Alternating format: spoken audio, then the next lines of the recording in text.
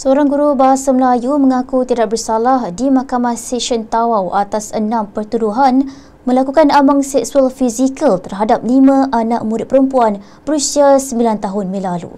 Tertuduh yang juga guru di sebuah sekolah rendah berusia 56 tahun itu membuat pengakuan berkenaan selepas ia dibacakan di hadapan Hakim Ahmad Faizat Yahaya.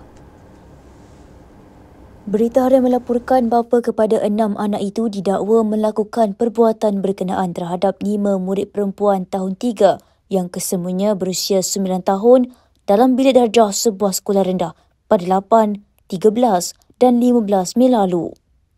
Pertuduhan dilakukan mengikut Seksyen 14-A Akta Kesalahan Seksual terhadap Kanak-kanak 2017 yang dibaca bersama Seksyen 16 Akta sama kerana tertuduh mempunyai hubungan amanah dengan mangsa.